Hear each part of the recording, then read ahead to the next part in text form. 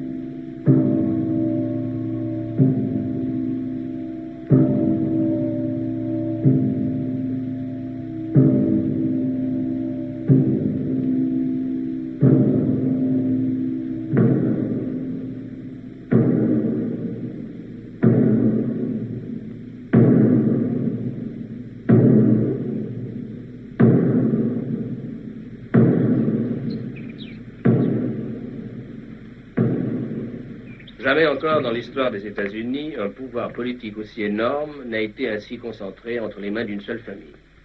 Le plan est parfaitement clair. Il s'agit de garder et de perpétuer ce pouvoir pendant des décennies. 2 mandats pour John, 2 pour Robert et 2 pour Ted Kennedy. Et dans chaque administration, les 2 frères qui ne seraient pas à la présidence détiendraient les postes ministériels stratégiques. Ils ont plusieurs centaines de millions de dollars et les meilleurs cerveaux de la Terre pour exécuter leur plan. Ils ont mis en place dans les principales villes une coalition politique de premier ordre, comprenant les syndicats, les Noirs, les Juifs, les libéraux, ainsi que la presse, ce qui le rendra pratiquement imbattable aux élections de 64. Doucement, doucement, mon cher. Il a nommé un républicain au Trésor, un autre à la Marine et un autre à la tête de la CIA. Et son frère Bob a fait partie du comité McCarthy. Il est plus à droite que moi, votre Kennedy. Tout ça, c'est de l'histoire ancienne. En ce moment, il fait des coupes sombres dans les subventions aux compagnies pétrolières. Il casse des fusions de sociétés selon la loi antitrust. Il a promis de fermer 55 bases militaires en métropole et 25 outre-mer. Oh, Foster, allons, depuis quand croyez-vous aux promesses des politiciens? En période électorale, surtout. Les temps ont changé, monsieur Ferguson. Et la tactique également. Durant les mois qui viennent, voici ce que John Kennedy se propose de faire. Primo, il dirigera la révolution noire au lieu de l'endiguer. Nous savons tous ce que cela veut dire, n'est-ce pas? La population blanche réagira. Les Noirs soutenus par les troupes fédérales, du sang dans les rues. Secondo, il essaiera de signer avec les Soviétiques un traité pour l'arrêt des expériences nucléaires. Et enfin, il essaiera de se retirer du Vietnam et de livrer le continent asiatique aux communistes. C'est ridicule, le peuple américain n'acceptera jamais ça. Allons, Harold. Le peuple américain acceptera ce qu'il doit accepter. Ce qu'on lui dira d'accepter ou ce qu'on lui enseignera à accepter. Convenablement conditionné, le peuple pourrait très vite perdre tout enthousiasme pour la guerre. Il serait impératif, alors, de passer à l'action. Passer à quel genre d'action? L'action exécutive. Je continue l'exposé, Bob. Passons à côté, voulez-vous? Pourquoi à côté? Ça vous fera du bien, un peu d'exercice.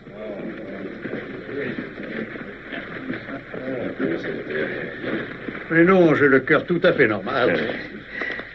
Dites-moi, sénateur, à quoi attribuez-vous votre santé de fer? Au whisky sec et aux femmes tendres. Il est incroyable.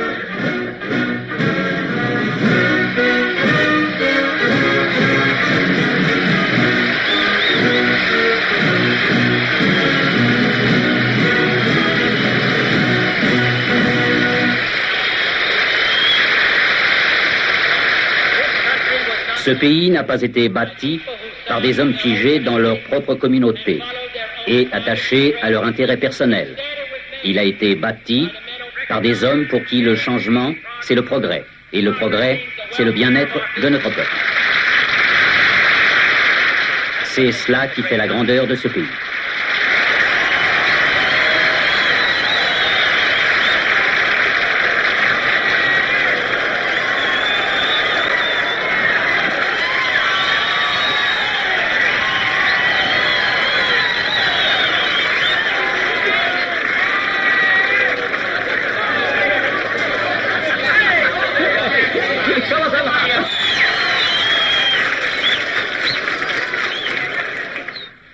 En Europe, les chefs d'État meurent toujours par la main des conspirateurs. Nos présidents sont tués par défaut. Le processus est remarquablement identique. Abraham Lincoln, 14 avril 1865. Cible, assise et immobile. Distance, 15 cm, attentat réussi. James Garfield, 2 juillet 1881. Cible en marche, vitesse 4 km/h. Distance 1 mètre, attentat réussi. William McKinley, 6 septembre 1901. Cible debout et immobile, distance 30 cm. Attentat réussi. Theodore Roosevelt, 14 octobre 1912. Cible debout et immobile, distance 2 mètres. Blessé, a survécu. Franklin Roosevelt, 15 février 1933. Cible assise et immobile, distance 7 mètres et demi, 5 coups tirés, 5 manqués. Dans aucun des cas, le tueur n'était un professionnel. Dans chacun des cas, les services secrets n'étaient pas préparés. Et dans chacun des cas, l'assassin était un fanatique prêt à mourir pour tuer le président. Nous ne pouvons exiger d'un technicien professionnel qu'il mette sa vie en jeu pour une telle cause. Nous avons donc établi que notre action devait avoir lieu au cours d'un cortège automobile. Pour quelle raison? Parce que l'itinéraire est prévu longtemps à l'avance, que l'on peut tirer en se mettant à couvert et s'éclipser dans la confusion. Selon quels critères comptez-vous choisir vos hommes? On va vous le dire, Harold. Vous savez, dans le temps, on avait l'habitude de former nos propres équipes. C'était des permanents qui percevaient un salaire toute leur vie. Rien de plus. Eh bien, savez-vous combien d'hommes la CIA a licenciés après le fiasco de la paix des cochons? Savez-vous qu'il existe une petite armée de réfugiés cubains anticastristes? Ils sont tous prêts, tous disponibles, et ils feraient n'importe quoi. Rejeter une serrure, installer une table d'écoute ou kidnapper un ambassadeur. Oui. Combien d'hommes vous faut-il? Une équipe de 3. Mais j'ai 2 équipes en entraînement depuis un mois.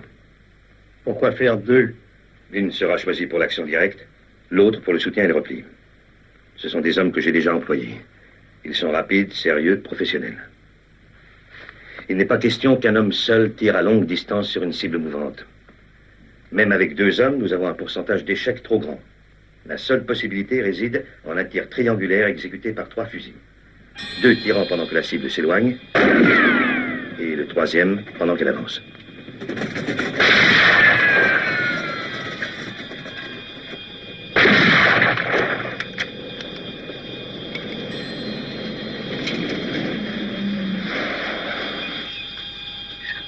Trois coups manqués, 3 impacts. La cible au départ. On met ça, les gars.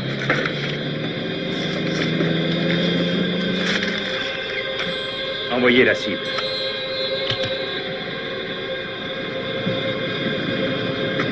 Préparez-vous à tirer.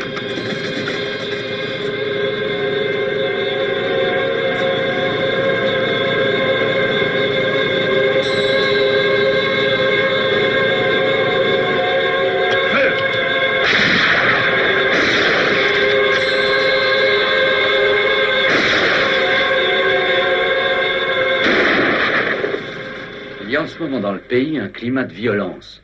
Il pourrait arriver n'importe quoi. Personne ne protestera ni même s'y opposera par peur de s'y trouver compromis. Que faites-vous des services secrets? Ils assurent au président moins de protection que n'importe quel chef d'État au monde. De Gaulle se déplace escorté par 47 motards, Kennedy par 8 ou au maximum 10. Il n'y a personne entre lui et la foule sur le trottoir. Quand un cortège de voitures soviétiques passe devant un grand immeuble, un agent spécial est affecté à chaque étage. Dans les cortèges de Kennedy, c'est toujours en voiture fermée que suivent les gardes du corps.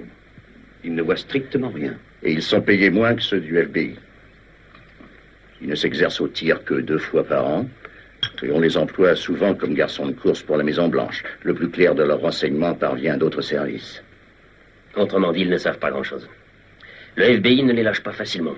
Quant à Hoover, il déteste les Kennedy encore plus que nous. Et la CIA?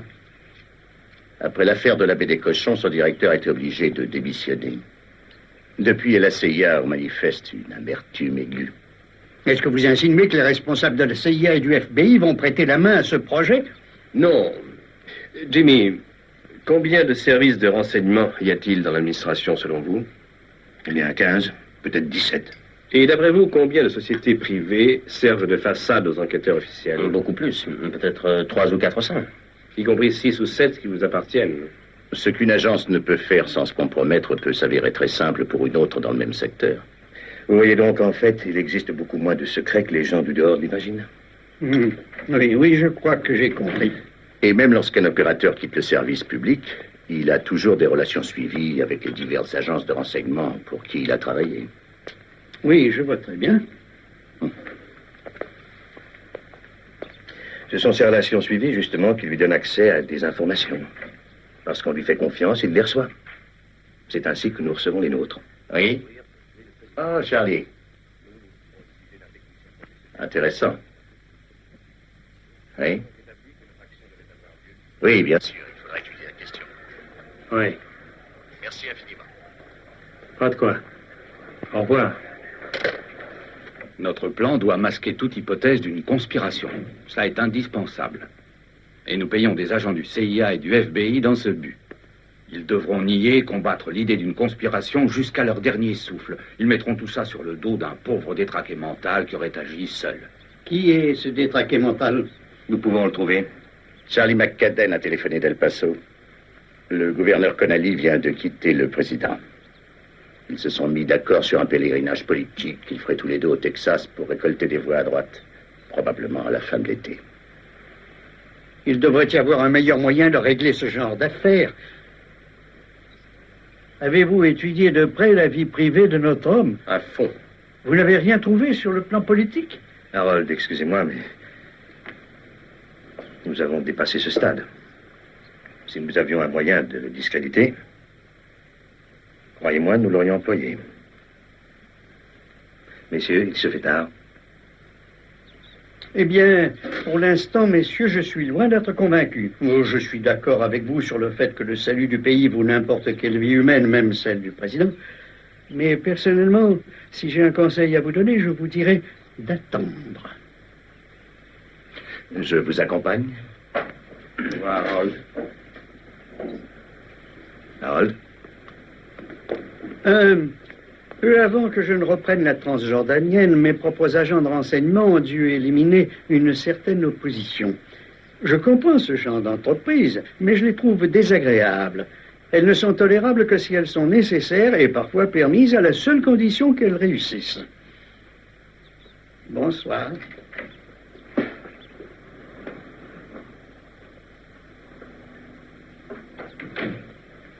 C'est moi qui ai dirigé cette opération en Transjordanie. Par exemple. Avec l'aide de l'espionnage allemand. Le chef d'opération que j'avais alors est en ce moment sur place, entraînant l'équipe B. Vas-y, Léo. Enlève. Vas-y, Chris. Tu peux enlever. Vas-y, Jess. Enlève-la à 5 mètres. Ça. Comme ça. Ça va, ne bougeons plus. Ça va, verrouille à ce niveau. Allez-y, en route.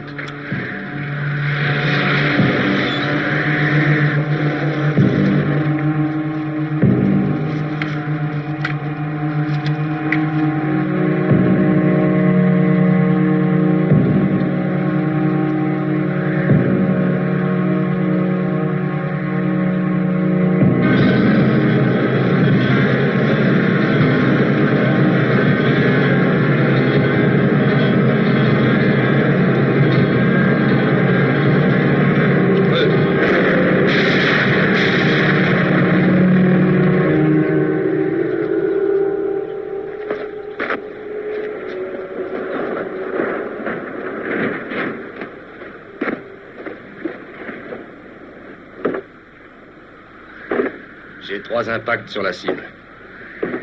Un sur le numéro 2 et un coup manqué. 7 secondes et 2 coups manqués. C'est probablement un succès, mais avec 2 secondes de dépassement. Alors il faudra ralentir la cible.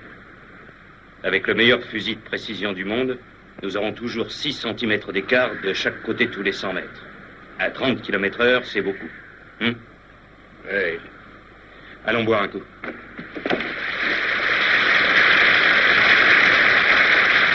L'inauguration de l'université américaine eut un retentissement mondial lorsque le président Kennedy annonça 2 décisions capitales concernant les relations Est-Ouest. S'adressant aux étudiants, M. Kennedy lança un vibrant appel en faveur de la paix mondiale.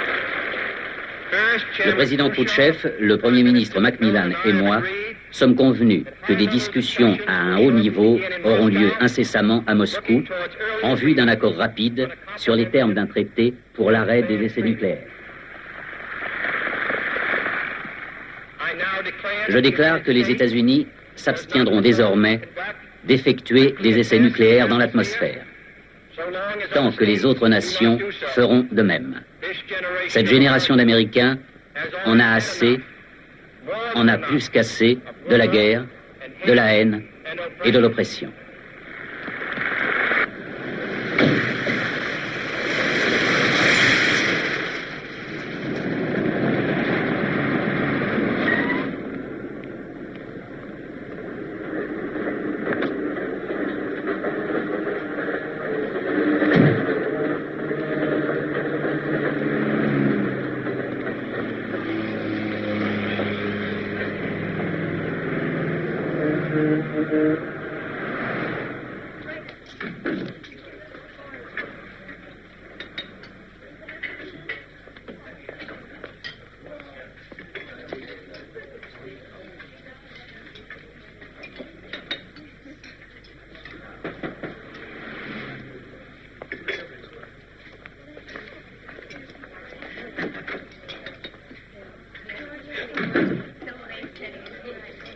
Jimmy, assieds-toi. Tu vas manger? Non, j'ai mangé. Alors, comment ça marche? Eh ben, ça pourrait se faire en 5 ou 6 secondes. Mais seulement si on ralentit la cible à 20 km/h. Autrement, c'est risqué. On trouvera un moyen. Tu as d'autres problèmes? Pas de problème, nous. Nous passons pour des chasseurs. C'est ce que nous sommes, en quelque sorte. Exact. Voici pour les frais immédiats. Au fait, quand c'est que tu vas nous affranchir? Cette opération est spéciale. Chacun en sait autant que toi. Tu veux dire que chacun de nous ne sait que ce qu'il a à faire? Interprète-le comme tu voudras. Alors les responsables doivent avoir d'autres équipes sur le coup. Nous sommes la première? 2 équipes en tout. La tienne a de grandes chances d'entrer en action. Peut-être même avant l'automne. Quand allons-nous savoir à quoi se monte le risque? Les probabilités de succès sont à peu de choses près de 100%. C'est comme à Cuba. Tu as un contrat que tu remplis avec des gars qui ont l'expérience des opérations paramilitaires. Tu cours ta chance et on te paye très cher pour ça. D'accord, te fâche pas.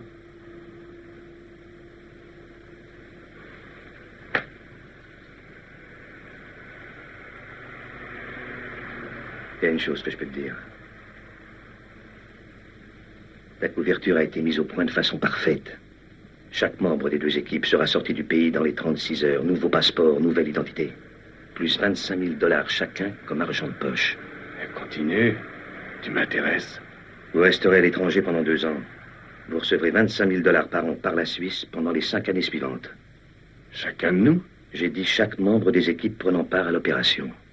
Et dans 5 ans, jour pour jour, le 2 janvier 1968, si personne n'a enfreint les règles de sécurité, chaque homme trouvera 100 000 $ dans son compte personnel numéroté dans une banque suisse. Nom de Dieu. Là, tu viens de me dire qui on va descendre. Cette nation a été fondée par des hommes de pays et de cultures différents. D'accord. Elle naquit selon le principe que tous les hommes naissent égaux et que les droits de chaque homme sont limités quand les droits d'un seul sont menacés. Compatriotes américains, c'est un problème qui nous concerne tous, aussi bien dans les villes du Nord que dans celles du Sud. Aujourd'hui, il y a des Noirs en chômage. 2 fois, 3 fois plus que les Blancs. Ils reçoivent une éducation insuffisante. Ils viennent dans les grandes villes et n'y trouvent pas de travail. On leur dénie l'égalité des droits. Pouvons-nous dire à 1/10 de notre population, vous n'avez pas les mêmes droits que nous. Vos enfants n'ont pas le droit d'avoir la même instruction que les nôtres. Le seul moyen pour eux d'acquérir ces droits est-il de descendre manifester dans la rue? Je crois que nous leur devons, comme à nous-mêmes, un État plus libéral. L'ordinateur nous a proposé 14 boucs émissaires, ou mécènes, nous préférons ce terme. Il semble que le plus indiqué soit un certain Lee Harvey Oswald, né à la Nouvelle-Orléans en 1939. Père décédé, mère remariée et divorcée. L'enfant fut placé quelque temps dans un orphelinat, puis il traîna de ville en ville avec sa mère jusqu'à 17 ans. Vous pouvez y aller, Tim. Il a un passé politique extrêmement compliqué. Il a fallu l'endoctriner dans un sens très à gauche. Le 24 octobre 1956, 7 jours après son 17e anniversaire, Oswald s'engage dans le corps des Marines. Il suit les cours élémentaires d'aéronautique à la base aéronavale de Jacksonville, en Floride. Il commence l'étude de la langue russe et adopte des attitudes pro-communistes. Ses camarades le surnomment Oswaldovitch et le Moujik.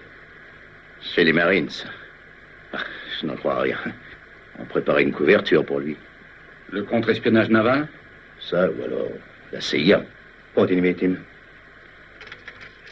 Il arrive à Okasta, au Japon, à bord du Bexar, pour une affectation à la base de Hatsugi, à 30 km de Tokyo. C'est pas de là que nous avons envoyé les U-2 sur la Chine? Et d'autres engins également. Il passe en cour martiale le 27 juin, pour avoir renversé son verre sur la tête d'un sous-officier, et pour usage de termes injurieux. Il est condamné à 28 jours de pénitencier militaire. Il n'a eu que 28 jours. On lui donne une couverture, mais on montre qu'elle est factice. Le 17 août 1959, il demande sa libération anticipée en invoquant la nécessité de subvenir aux besoins de sa mère. Il est libéré le 11 septembre. Ça a été vite réglé. Mais ce n'est rien encore. Écoutez ça. Pour être libéré, il devait fournir un certificat médical. Le docteur Martin d'Anvers, un otorino, lui en délivre un, disant qu'il avait commencé à soigner la mère d'Oswald le 5 septembre.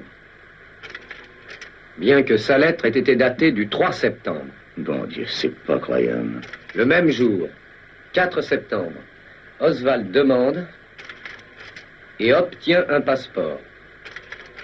Je cite, afin de suivre les cours de l'université Albert Schweitzer. Fin de citation. Passeport accordé, valable pour tous les pays d'Europe, y compris l'Union soviétique. Il arrive à Moscou le 16 octobre. Il est sommé de quitter le territoire soviétique le 21 octobre avant 20 h. Les Russes n'ont pas marché. Le même jour, il se taillade le poignet. On l'emmène à l'hôpital Bokinskaya, d'où il sort la semaine suivante. Le 31 octobre, se présente à l'ambassade américaine. Il déclare son intention de renoncer à sa nationalité américaine et de livrer les secrets militaires aux autorités soviétiques. On n'a trouvé aucun document indiquant que l'ambassade a essayé de le dissuader de livrer les secrets militaires.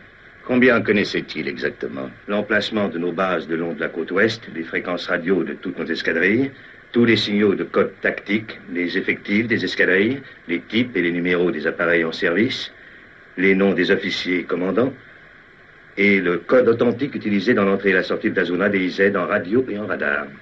Rien que ça. Le 4 janvier 1960, Oswald reçoit un permis de séjour en Union soviétique valable 1 an. Il commence à marcher. Et le 5 janvier, on lui remet 5000 roubles. Et on l'envoie travailler à la fabrique de radio et de téléviseurs de Biélorussie à Minsk.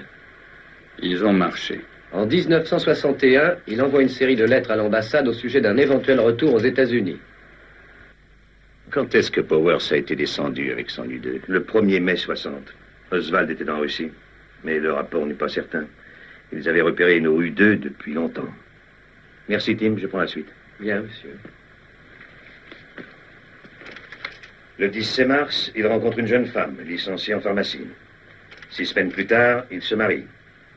À la suite des lettres d'Oswald à l'ambassade, celle-ci est avisée par le département d'État que pour des raisons de sécurité, Oswald devait recevoir un passeport. Il engage de longues tractations avec les Russes pour avoir le visa de sortie de sa femme. Mais de notre côté, les choses allaient comme sur des roulettes. L'ambassade lui délivre un passeport. On leur prête 435 $ pour leur frais de voyage. Et il passe le contrôle de l'office d'immigration le 13 juin 1962. En route pour Fort Worth. Quelqu'un les attendait, l'office d'immigration? Un représentant d'une quelconque association de voyageurs. Un nommé Ralph Waterford, disant qu'il venait les aider à passer la douane. Est-ce que ce nom vous dit quelque chose? Il y a un Ralph Waterford qui résidait à Formose et qui était secrétaire général de la campagne mondiale contre le communisme. Qui l'aurait envoyé d'après vous? Dieu seul le sait. Dans ces eaux-là, il y a tellement d'agents doubles et triples qu'il est difficile de les dénombrer tous. Tim? Tous les services de renseignement ont des dossiers sur Oswald. Nous savons que l'an dernier, le FBI l'a interrogé 2 fois. Il y a un document qui dit que le procureur du Texas et le procureur du district de Dallas l'ont fiché depuis longtemps comme étant l'informateur du FBI S-172. Il pourrait l'être. Il passe à l'Est puis revient. Personne ne l'inquiète, il pourrait servir n'importe qui. La CIA, le contre-espionnage naval, au choix. Naturellement, à l'échelon le plus bas, il se fait quelques dollars, ici et là. Peut-être un peu de double jeu. Maintenant, écoutez. Le 27 janvier de cette année, il achète par correspondance un Smith & Wesson 38, sous un faux nom. Et en mars, il se fait livrer un fusil calibre 6 mm et demi, Mannlicher Carcano d'occasion. Au mois de mai, il distribue des tracts pour Cuba dans les rues de Dallas. Est-ce qu'on peut compter sur ce genre d'individu? Nous ne comptons pas sur lui. Nous l'utilisons. J'ai un homme collé à lui comme son ombre.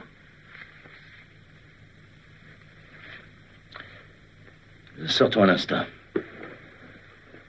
Allez, en avant. Je vais écouter les cours de la bourse.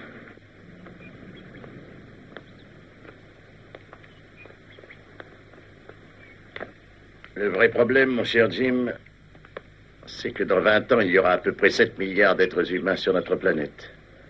Pour la plupart jaunes, noirs ou bruns. Tous affamés. Et tous portés sur l'amour sans contrôle.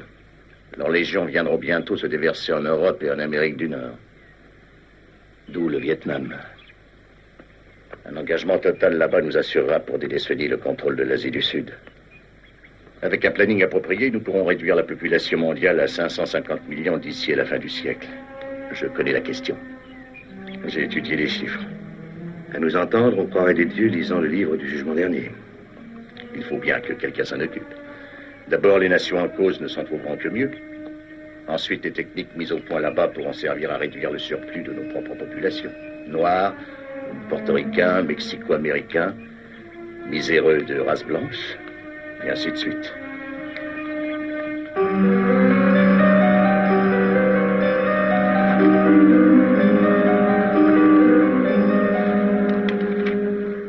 Levez la main droite, je vous prie. Jurez-vous sur l'honneur que les déclarations contenues dans votre demande sont véridiques et de bonne foi? Je le jure. Jurez-vous que vous êtes fidèle aux États-Unis d'Amérique? Je le jure. Pour l'avoir dans 24 heures, c'est $2. L'écrivain irlandais George Bernard Shaw, définissant une conception de la vie, disait « Certaines personnes regardent les choses et disent « Pourquoi ?» Mais moi, je rêve de choses qui n'ont jamais été et je dis « Pourquoi pas ?» Les problèmes du monde ne peuvent absolument pas être résolus par les sceptiques ou les cyniques dont l'horizon est limité par les réalités évidentes. Oui? Dans 24 heures? Pas seulement ça. Il a déclaré dans sa demande que son précédent passeport avait été volé et qu'il avait l'intention de repartir en Russie. Il n'a pas pu inventer ça tout seul. Comment? On lui vole son passeport et dans un délai de 24 heures, il en soit un autre pour repartir en Russie? Oh, il a un protecteur, ce n'est pas possible. Oh oui, c'est certain. Il vaut son pesant d'or.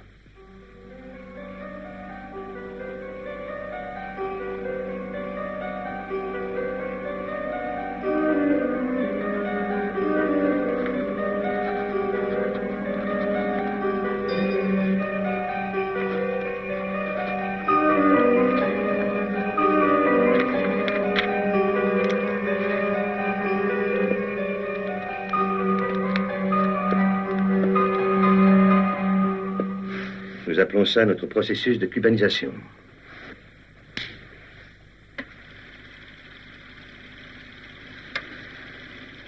Nous voyons ici notre mécène distribuant des tracts pro-cubains dans Cabal Street, à la Nouvelle-Orléans.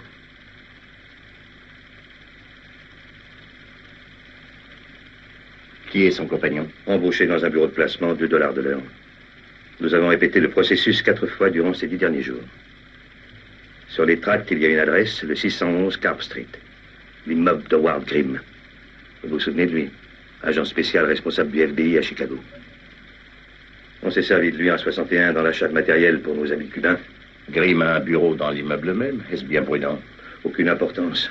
L'organisation de Grimm se trouve dans la Follett Street. C'est la Ligue anticommuniste des Caraïbes. Je dois dire que ça m'amuse. 2 activités qui s'annulent et dont personne n'a pu établir le rapport. Je n'aime pas ça, mais si c'est fait. Quand allez-vous le diriger sur Dallas? Pas avant 1 mois au moins. Dans notre scénario, à la Nouvelle-Orléans, il est prévu encore une bagarre et une arrestation, si possible quelques interviews à la radio et avec de la chance à la télé. Est-ce qu'il se doute qu'il est manipulé? Non. Il est pris en charge par quelqu'un qu'il connaît depuis des années.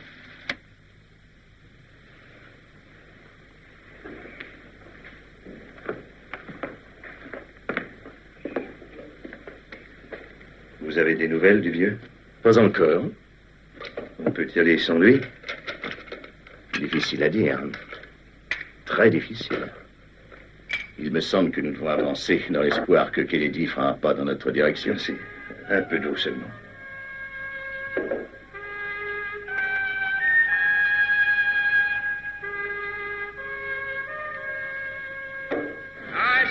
Je fais toujours ce rêve. C'est un rêve profondément enraciné dans le rêve américain. Je fais le rêve qu'un jour, cette nation se lèvera pour se conformer au sens de ses croyances. Nous tenons cette vérité comme évidente, que tous les hommes naissent égaux.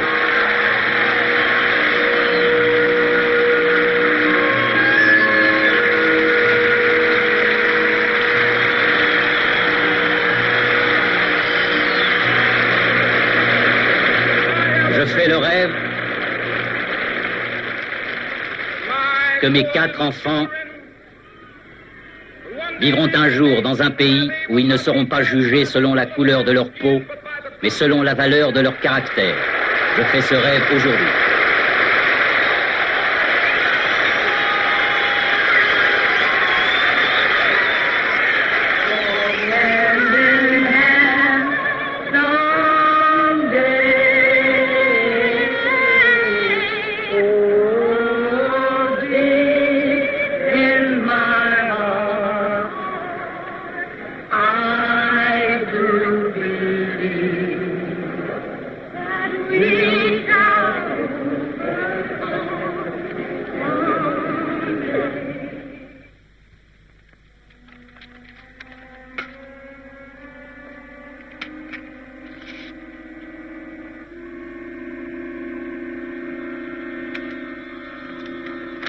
Dieu a parlé. Pourquoi est-ce qu'il nous expédie au Montana, bon sang? Lutter contre l'impérialisme américain. Inscrivez-vous au comité justice pour Cuba. Je te connais, espèce de salaud. Tu es un espion de Castro. Je t'ai vu au centre des étudiants cubains en exil. On t'a donné du matériel et maintenant tu distribues cette saloperie. Salaud. Pardon à Cuba et reste ici.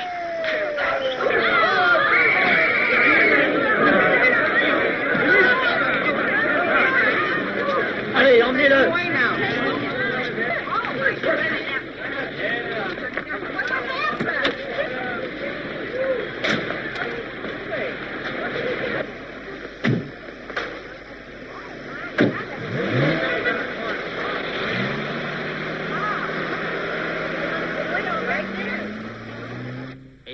Un duel nucléaire à l'échelle mondiale, qui durerait moins de 60 minutes, avec les armes existantes, pourrait exterminer plus de 300 millions d'Américains et Européens et de Russes, et faire des millions de victimes ailleurs. C'est pour cela que je défends le traité d'interdiction des essais nucléaires. Ce n'est pas parce que nous aurons la vie plus facile dans notre temps, mais parce que nous avons une chance de ne pas être calcinés. La raison pour laquelle je suis inquiet au sujet de ce traité, c'est que, à mon sens, ce traité est un pas qui nous éloigne de la sécurité et peut-être un pas qui nous rapproche de la guerre. Un pacte salué par une majorité confiante comme étant le signe de la paix dans notre temps s'avère en fait être le premier pas sur la voie du désastre. Ce traité n'est pas le millénium, mais c'est un premier pas important vers la paix. Qu'il soit écrit que nous, dans ce pays, dans notre temps, avons fait le premier pas. C'est comme ça que notre homme prépare le climat qui conduira à sa mort. C'est déjà arrivé, avec Jules César. Dans cet esprit, vous avez des nouvelles de notre vieux Brutus? Ce que Ferguson a dit équivaut en fait à « on vous écrira ». Et comment va votre Brutus? Oh, il va très bien.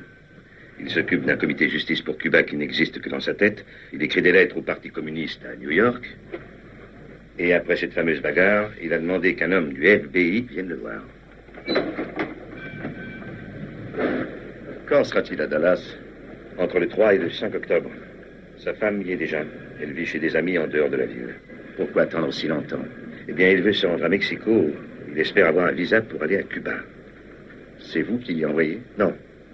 Mais il est difficile de l'en empêcher sans provoquer des bagarres avec notre agent. En tout cas, je n'y vois aucun mal, Hugo. Ce type-là est un génie. Grâce à lui, le FBI va surveiller la CIA, pendant que la CIA surveillera le FBI. Bientôt, personne ne saura plus pour qui il travaille. Pour ma part, je vais organiser 2 répétitions avec cibles vivantes, une pour chaque équipe. Bien. Et autre chose, Bob.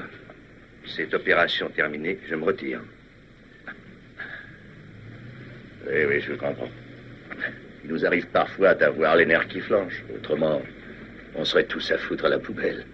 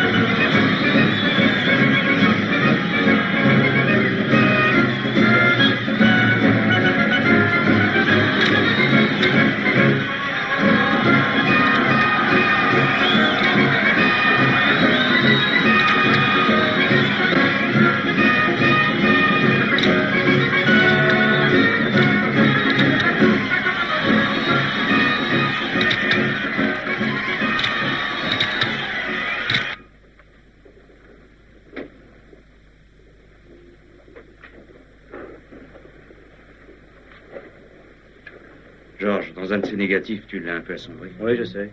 J'ai tiré avec les impacts. Aucun n'était très loin du but. Regarde ça, en plein dans le mille. C'est beau, hein? De là, c'est une cible ouverte. Ça devrait marcher. Bien sûr. Très bien, nous devons être sur la route avant 9 heures. Détruis tout ça. Tim, montrez-leur l'itinéraire idéal pour le cortège. La route la plus directe entre l'aéroport de Dallas et la bourse du commerce où a lieu le déjeuner passe soit par le Stevens Freeway, ici, ou le Harry Hine Boulevard qui est là. Et pour qu'il y ait le maximum de public, la meilleure route devrait rejoindre directement Main Street, descendre Main Street, en traversant Dealey Plaza. Où est-ce que vous avez placé votre mécène? Dans un dépôt de publication scolaire, entre Elm et Houston. J'ai visité les lieux hier. Voici le dépôt en question. Afin que le cortège de voitures passe devant, il doit prendre un virage à droite dans Houston Street et à gauche dans Elm Street, jusqu'au souterrain qui passe sous le Stevens Freeway. Ce détour est bien inutile, vous ne croyez pas? C'est l'emplacement parfait pour un tir triangulaire. Un homme dans l'immeuble des archives, un deuxième au dépôt de livres, un troisième ici, sur ce petit monticule, où il sera bien à couvert. Le cortège devra ralentir à 15 ou 18 km/h pour prendre ce virage. Et quand il atteindra ce point, il se trouvera dans nos collimateurs. Et il ne s'en sortira pas. Eh bien, si c'est par là que devra passer le cortège, il passera par là. J'ai déjà une bonne douzaine d'arguments pour et une douzaine de personnes à qui les exposer. Je m'en occupe. Et vous commencerez par Washington? Le président est là en principe pour plaire aux gens, banquiers, hommes d'affaires, commerçants, etc. Ce sont eux qui décident où il doit aller. Et quand il faut traiter avec ces gens-là, je sais comment lancer l'hameçon. Dealey Plaza. Je vous le garantis. Il ne nous reste qu'un seul problème. Il faut convaincre Ferguson d'ici une semaine ou deux.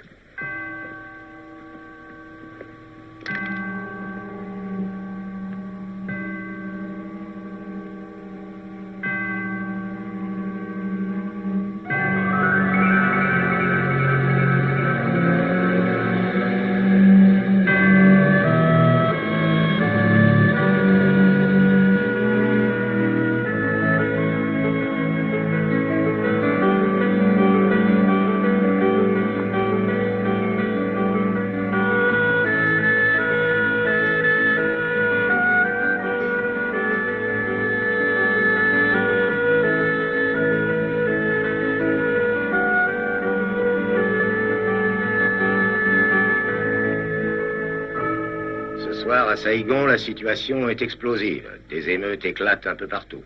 Et le gouvernement du courageux président Diem risque d'être débordé. Des étudiants de gauche et des activistes bouddhistes manifestent dans les rues, tandis que les troupes gouvernementales essayent de les disperser.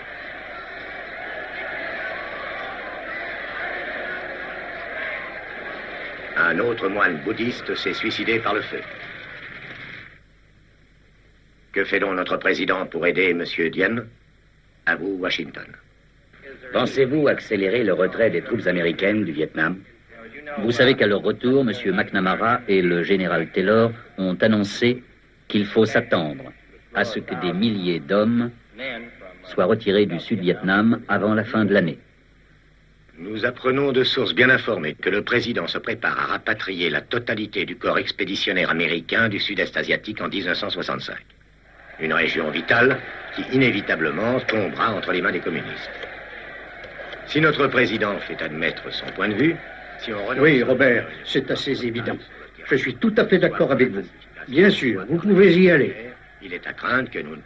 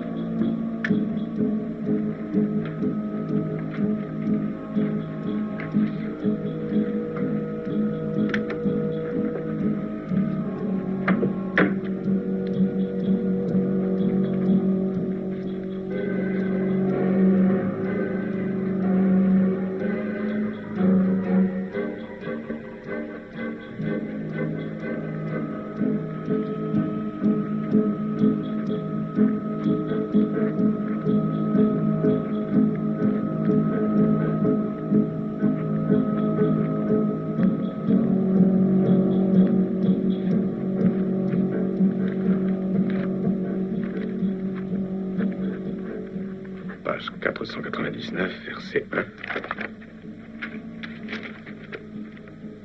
Job ne reviendra jamais dans son logis et ne sera jamais reconnu dans sa demeure.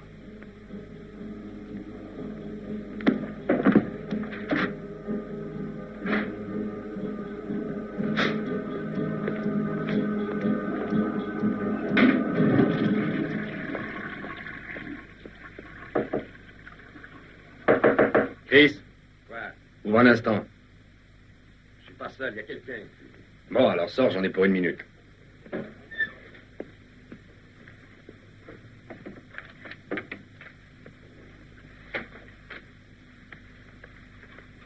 Je reviens tout de suite.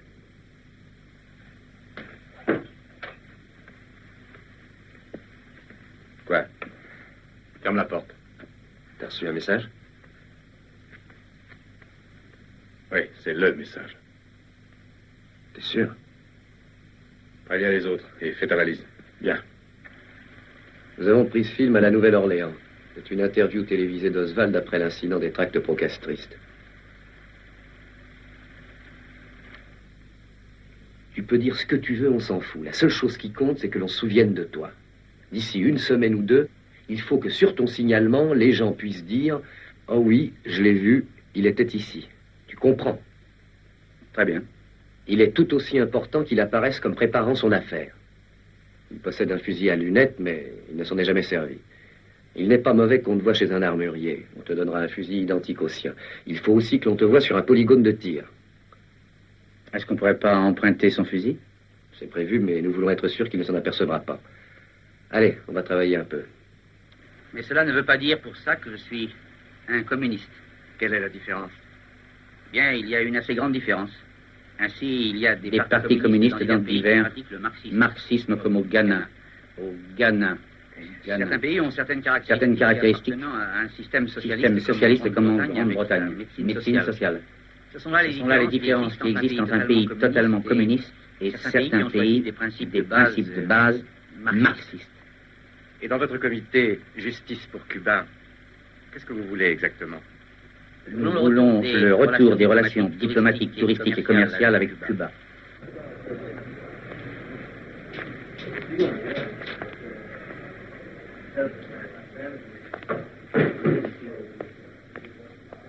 Bonjour. Bonjour, monsieur. Vous désirez? Est-ce que vous pourriez me placer ça pour y adapter une lunette télescopique?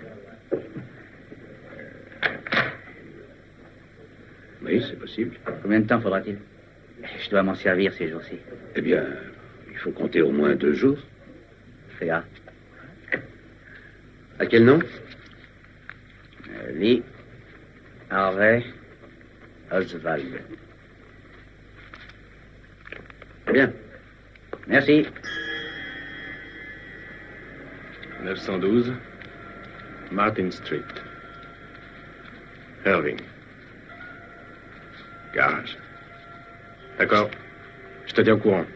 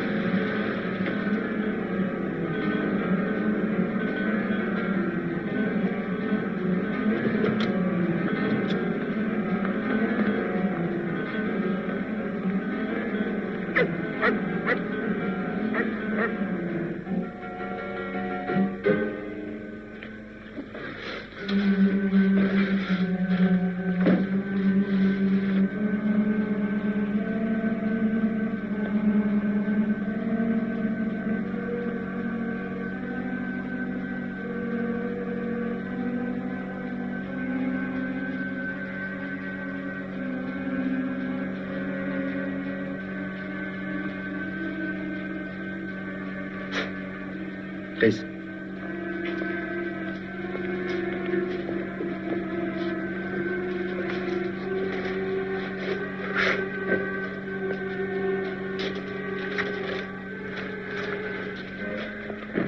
Tiens, dis-nous ce que t'en penses.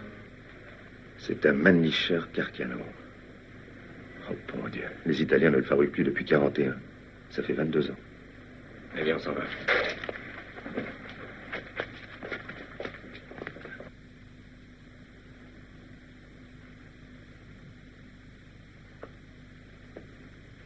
Tu reconnais que c'est une arme d'une remarquable précision. Pendant la dernière guerre, les Italiens l'appelaient le fusil qui ne fait jamais de mal à personne volontairement. La culasse glisse mal, le départ n'est pas franc. Quant à la lunette, elle porte à gauche de 5 mm et trop bas de 24 cm. Tu pourras la régler? Oui.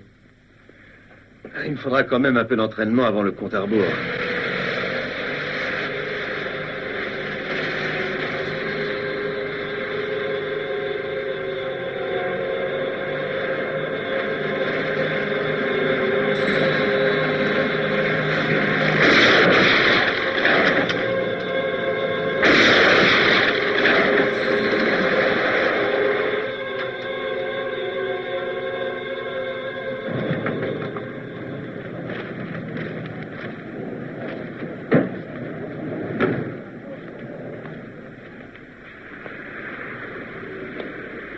Ah, une affaire de premier ordre, monsieur. Si c'est une voiture de qualité que vous recherchez, vous n'aurez qu'à vous en féliciter. Combien? 1995. Avec radio, chauffage, plan blanc compris. Dites donc, si c'est une affaire de première, pourquoi elle n'est pas vendue? Hein? Ah ben, je l'ai rentrée il y a juste 2 jours. De mon œil, oui. Je l'ai déjà vu lundi dernier, dans votre parking. Alors, la voiture qui était ici la semaine dernière était du même modèle, mais c'était pas du tout celle-là. Combien vous l'avez vendue? $100 de plus que le prix de celle-ci. C'est pas vrai. Vous avez fait ça à un pauvre con qui prenait le Texas pour un paradis? Qu'est-ce qu'il a, le Texas? Et pourquoi vous insultez le Texas comme ça? Parce que si j'étais médecin et que la planète ait besoin d'un lavement, c'est ici, à Dallas, dans le Texas, que j'introduirais la canule. Si vous voulez que je vous casse la gueule, osez dire qu'il y a un plus beau pays que le Texas. Oui, la Russie. Et en Russie, ils font une voiture qui s'appelle Volga. Va donc, un salaud de communiste, fous le camp et reviens plus ici, hein? Puis d'abord quittez, toi, espèce de petit con. Hein? Je m'appelle Oswald. Lee Oswald. Tu peux le noter sur tes tablettes, mais pour ça, il faudrait d'abord que tu apprennes à écrire. Ça nous sera utile au moment voulu dans un écho pour la presse. Le visage n'est pas assez ressemblant. Je ne m'y laisserai pas prendre. Il faudra avoir une photo du vrai Oswald et truquer celle-ci. C'est faisable? Enfantin. Tim. Donnez-lui un revolver avec un étui et une lunette télescopique pour le fusil. Ça va jusqu'ici? Oui, ça va.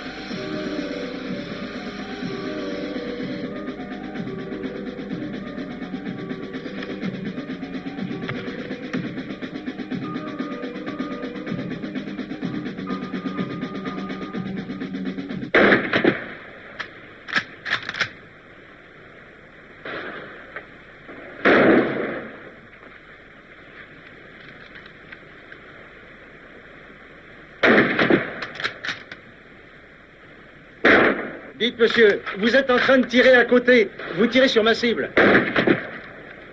Eh, monsieur, c'est sur ma cible que vous tirez. Eh, mais vous en avez une, vous n'avez qu'à tirer dessus. Ta gueule, face de, va t'acheter un sac de billes et envoie-moi la facture. Eh bien, ça sera avec joie, sale petit con. Et dis-moi comment tu t'appelles. Lee Oswald, O-S-W-A-L-D.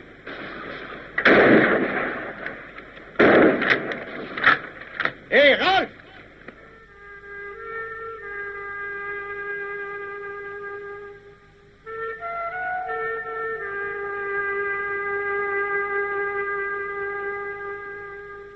Hier, devant l'auditorium municipal de Dallas, une foule de manifestants a conspué notre ambassadeur permanent à l'ONU, Adlai Stevenson. Il venait faire un discours en l'honneur de la journée des Nations Unies. Dans la salle, l'assistance était encore plus houleuse qu'à l'extérieur.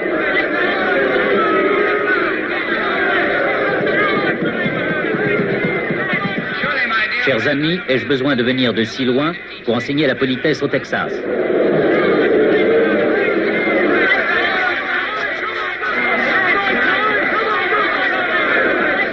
Je voudrais que les contestataires puissent entrer et s'asseoir.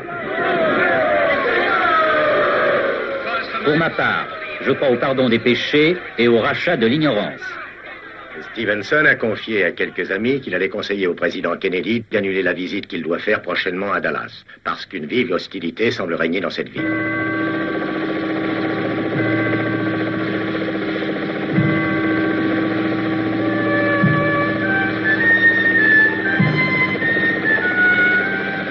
Tu vois ta position? Oui, en haut derrière la haie. Bon, on va redescendre.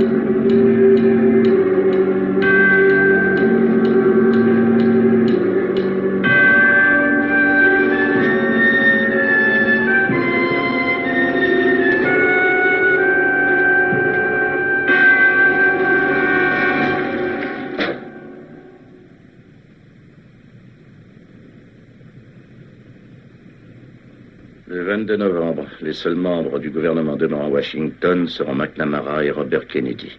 Les secrétaires d'État au Trésor, à l'intérieur, au commerce et au travail seront dans l'avion en route pour Tokyo. Le président et le vice-président seront à Dallas. Pour ajouter à la confusion et donner à vos hommes le plus de temps possible, le code sera subtilisé de l'avion ministériel faisant route vers le Japon. Et à Washington, le réseau téléphonique sera temporairement bloqué. C'est appréciable. Le service secret a des instructions précises de rester avec le président quoi qu'il arrive. Une fois qu'il sera à l'hôpital, il est probable qu'ils se disperseront. Mais pendant une grande demi-heure, vous devriez être libre de vos mouvements. J'aurai 6 hommes avec des cartes du service secret autour de Dealey Plaza. Ces cartes ne servent en principe que ce jour-là. Elles ont 2 barres blanches sur fond rouge. J'ai omis de mentionner que le chef du service de sécurité de la Maison-Blanche ne quittera pas Washington. Excellent. J'ai reçu d'autres tuyaux. Le carnet d'adresse d'Oswald a été examiné. Un de nos agents m'informe qu'il y a découvert le numéro de téléphone d'un personnage nommé Fred Hastings. Ce Hastings est un agent du FBI provisoirement détaché du bureau de Dallas. Vous le connaissez? Oswald a son numéro de téléphone. J'allais vous parler de ce monsieur Hastings. Il a rendu visite à Madame Oswald une fois et à sa logeuse 2 fois depuis le 1er du mois. Il sait qu'Oswald travaille au dépôt de livres scolaires. Il nous faut donc supposer qu'il sait que le cortège présidentiel passera juste devant l'immeuble en question. Et pourtant, ni le siège, ni l'agence locale du FBI n'ont prévenu les services secrets de ce danger. Les autres services de renseignement? Le contre-espionnage naval le fait surveiller. La CIA ouvre très régulièrement sa correspondance. Avec ça, personne n'a jamais rien signalé aux services secrets. Ils ne savent même pas que Lee Harvey Oswald existe. Son nom n'est même pas dans leur fichier. Alors, prenons un verre. À Dallas, le pourcentage d'homicides est un des plus élevés du pays. Depuis 2 ans, le service secret a enregistré 149 menaces de mort à l'encontre de Kennedy provenant du seul Texas. Et pourtant, il l'envoie dans une ville hostile avec autant de protection que nous aurions pris, vous et moi, à l'égard de notre chien. Que penseriez-vous si je vous disais qu'il y a seulement 4 jours, le service secret n'avait pas fiché un seul individu dans tout le secteur Fort Worth, Dallas et les environs qui fût potentiellement dangereux pour la sécurité de Kennedy? Je vous crois sans peine. Et ils ne vont pas inspecter les immeubles autour de Dealey Plaza. Et il n'y aura pas d'agent du service secret en faction sur la Dealey Plaza. Pas un. Bien. En tête du cortège, il y aura le chef de la police, le shérif du comté et les 2 principaux agents supérieurs du service secret. Ils seront dans une limousine. Et ils ne pourront strictement rien voir. Eh bien, ce sera vite fini. Et après, il ne restera rien qui nous appartienne en dehors de la mort et de cette petite figure de terre stérile qui doit servir de moule et de linceul à notre dépouille. Par Dieu, asseyons-nous sur le sol pour dire des histoires tristes relatant la mort des rois.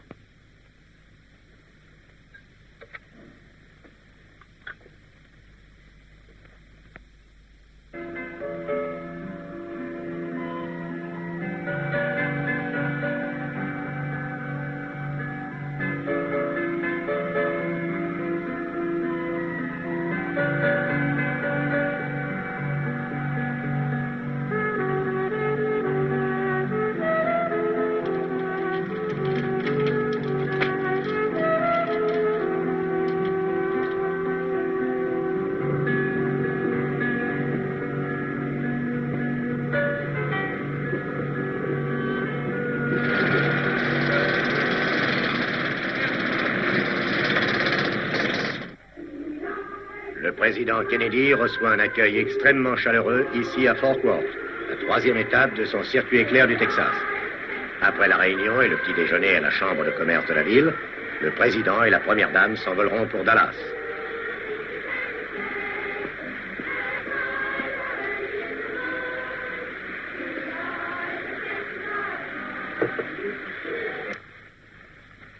Un de nos hommes nous envoie ce rapport de Fort Worth. La nuit dernière, à Fort Worth, 9 agents du service secret sont allés boire quelques verres au club des journalistes. 7 d'entre eux y sont restés jusqu'à 2 heures du matin. Les 3 gardes de nuit ont quitté l'hôtel et sont allés à la discothèque. Le règlement du service secret stipule que l'usage des boissons alcooliques est strictement défendu aux agents qui voyagent en mission extérieure, ce qui était leur cas.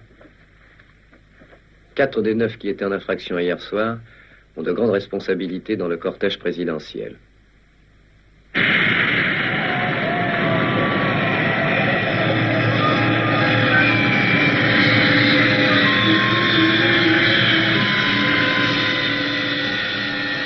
L'avion du président des États-Unis vient d'atterrir à l'aéroport de Dallas.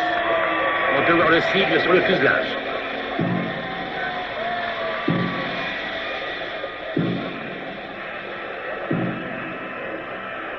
C'est un merveilleux spectacle. Un merveilleux spectacle.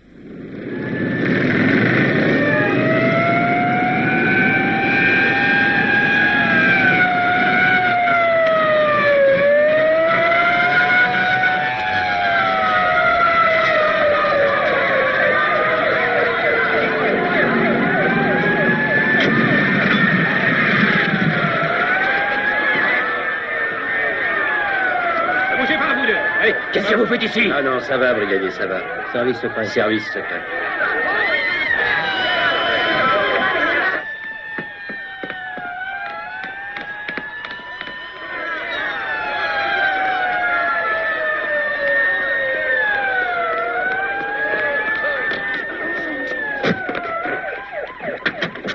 Et vous? Venez ici. Qui êtes-vous? Moi, je travaille ici. Lui aussi travaille ici? Ah oui. Bon, ça va.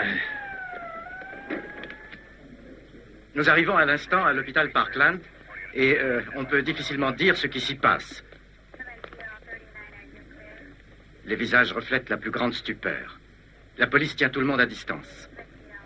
On a peine à croire à une telle tragédie. On nous dit que le président est en train de subir une série de transfusions et que les médecins luttent avec acharnement pour le sauver. Je viens de recevoir un téléx de M. Dean Rusk qu'on vient d'attenter à la vie du président. Donnez-moi la défense.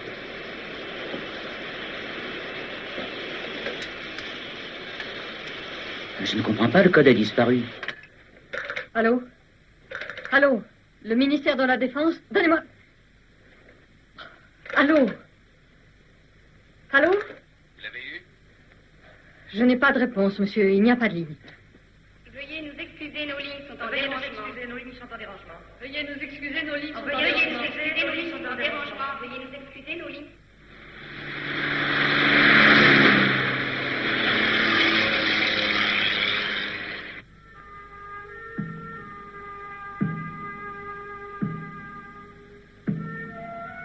Mesdames et messieurs, le président est mort. On vient de nous annoncer que le président John Kennedy est mort. On lui a administré les derniers sacrements selon le rite de l'Église catholique. Aucune nouvelle d'Oswald.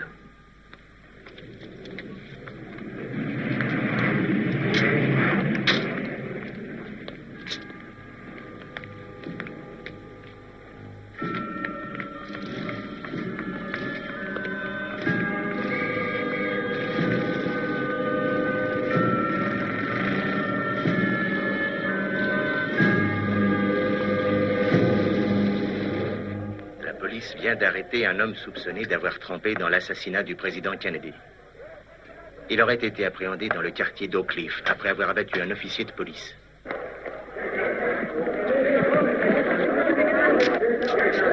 Non, j'ai rien à dire, non. Non, monsieur, je n'ai tiré sur personne. Je suis le bouc émissaire. Je porte le chapeau. Son arrestation n'était pas prévue comme ça dans le scénario. Aucun scénario n'est parfait.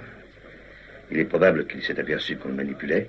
Il sort du dépôt des publications, rentre chez lui voir si son fusil est là. En route, il rencontre un policier et perd les pédales. Essayez de savoir comment ça s'est passé. L'homme a été identifié. C'est un certain Lee Harvey Oswald. Mais je ne peux plus rester à Dallas. Publication scolaire dont le bâtiment donne sur Dealey Plaza où le président a été tué. Pour l'instant, la police ne communique aucune... C'est terrible, Amy, terrible. Non, tu comprends pas. Il faut que je quitte cette ville. Je retournerai peut-être à Chicago. Je ne suis en mesure de vous dire qu'une chose. C'est que cette affaire est réglée. Cet homme a tué le président. Dans mon esprit, il n'y a pas le moindre doute à ce sujet. Pouvez-vous nous dire en 2 mots le rapport direct existant entre Oswald et l'assassinat du président? Eh bien, le fait qu'il se soit trouvé à l'étage d'où les coups de feu sont partis, peu de temps avant que ses coups soient partis. Le fait qu'on l'a vu transportant un paquet dans la maison. Le laboratoire ne nous a pas encore fait parvenir les tests balistiques, mais ils seront assez concluants d'après ce que j'ai compris. Qu'est-ce que c'est? Les empreintes sur le fusil ont sûrement un rapport avec le fusil de l'assassin. Y a-t-il d'autres suspects qui ont un rapport avec Oswald? Non. Merci. Selon vous, y a-t-il eu complot organisé ou est-ce qu'Oswald a agi seul? Eh bien, il n'y a que lui, c'est indubitable. Stuttgart, porte 12. Merci. Allons-y.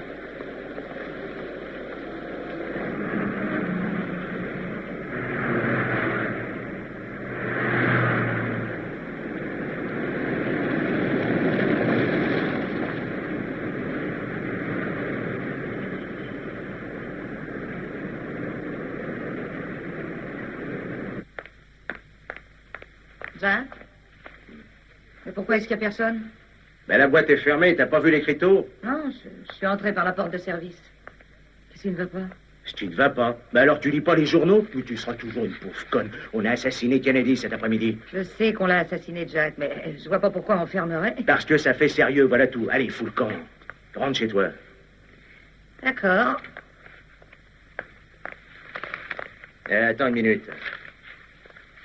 J'ai donné ton téléphone à un gars. Il s'appelle Burger. Henry Burger. C'est un flic, un nouveau. Il aime pas être seul.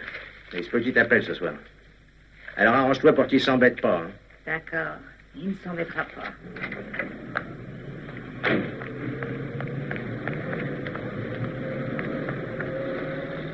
Allez voir Ruby. Il est des nôtres. Il a une tumeur qui l'enverra au cimetière avant 6 mois et il le sait. Oui? Voulez-vous boire quelque chose, monsieur? Non. Vous prenez quelque chose? Oui. Vodka orange.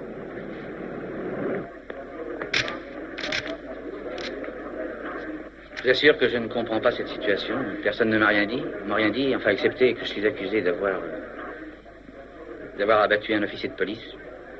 Je ne sais rien de plus et j'insiste pour qu'une personne se présente et qu'elle puisse me donner une assistance juridique. Avez-vous tué le président? Non, je ne suis pas accusé de ça. En fait, on ne m'a encore rien dit à ce sujet. La première fois que j'en ai entendu parler, c'est au moment où les journalistes dans le hall m'ont posé cette question. Dans quelles circonstances avez-vous été blessé? Un policier m'a frappé.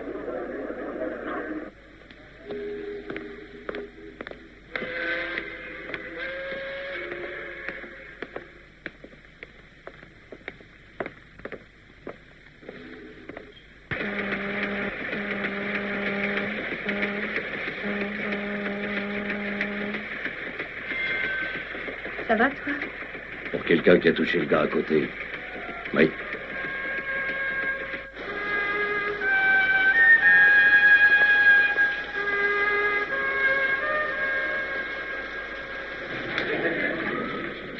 Le voilà. Voilà Oswald qui revient dans le couloir. C'était bien votre fusil? Oui, mais je conteste formellement ces accusations. Les nouvelles de Ruby? Il n'a pas l'air décidé.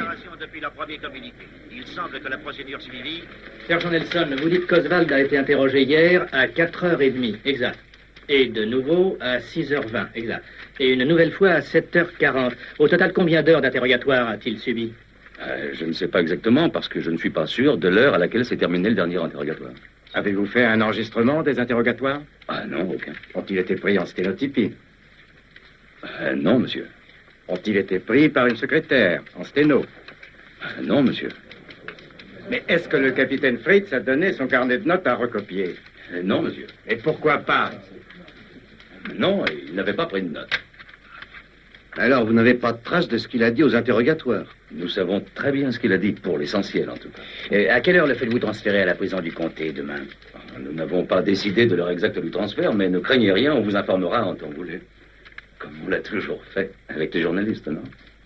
Ah, mais attendez, je voudrais vous poser encore une question. S'il vous plaît. À Washington, la foule silencieuse se presse devant la Maison-Blanche, et en ce triste et sombre samedi, elle continue sa patiente vigile, tandis que des membres du gouvernement et des ambassadeurs de nombreux pays... Stan, Jacques Ruby, tu sais à quel moment il sera transféré à la prison du comté? Ouais, d'accord.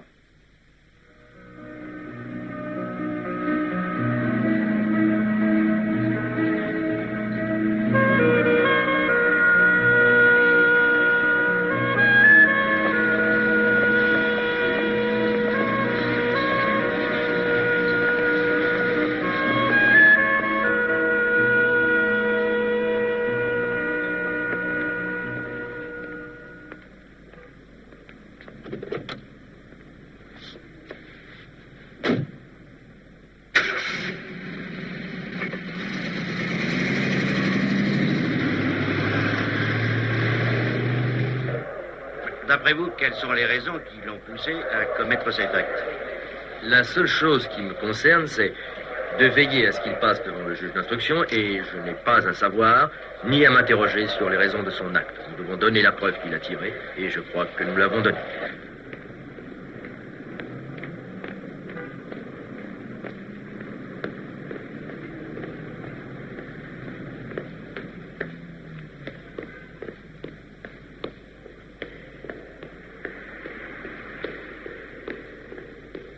De combien de cas semblables vous êtes-vous occupé, en fin de cas où la peine de mort était requise? Depuis que je suis procureur du district, nous avons requis la peine de mort dans 24 cas. Et combien de fois l'avez-vous obtenue? 23 fois.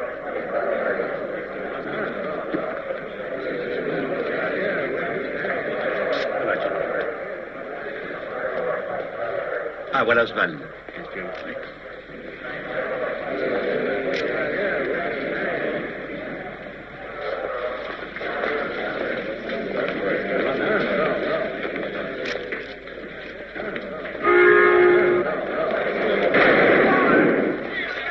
Il a été abattu.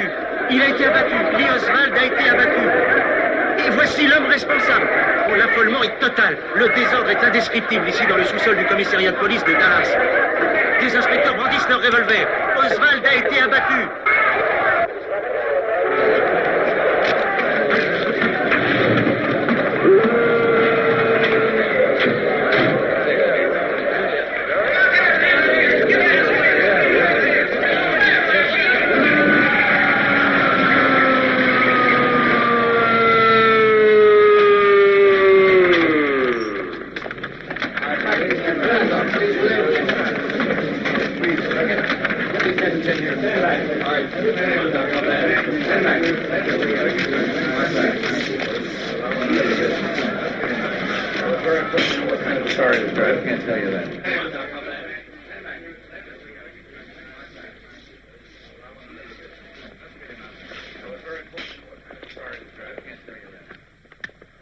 Pourriez-vous affirmer, sur la base de toutes les preuves que vous possédez, et par-delà un doute raisonnable, que dans votre esprit, Lee Oswald est bien l'assassin du président Kennedy? Je vous dirais que sans aucun doute, Oswald est l'assassin. La loi dit par-delà un doute raisonnable et une certitude morale que j'ai. Moi, je dis sans hésiter qu'il est l'assassin du président Kennedy. Pour vous, cette affaire est classée? En ce qui concerne Oswald, oui, elle est classée. C'est tellement peu plausible que je ne vois pas comment quelqu'un peut y croire. Tout le monde y croira, parce qu'ils veulent y croire. Il faut qu'ils y croient. Le peuple, le gouvernement, tout le monde. Même son frère? C'est lui le garde des Sceaux, enfin, voyons. C'est vrai. Mais il ne raisonne pas en tant que garde des Sceaux ce soir. Il porte le deuil d'un frère assassiné. Le temps que son chagrin s'apaise, tout son pouvoir aura disparu. Et il sera trop tard. Oui? C'est cela? Qu'on n'enlève pas le corps. Nous prendrons des dispositions demain.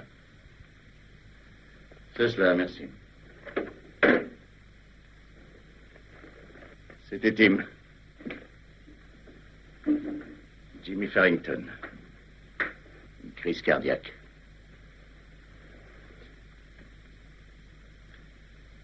Il était à l'hôpital Parkland.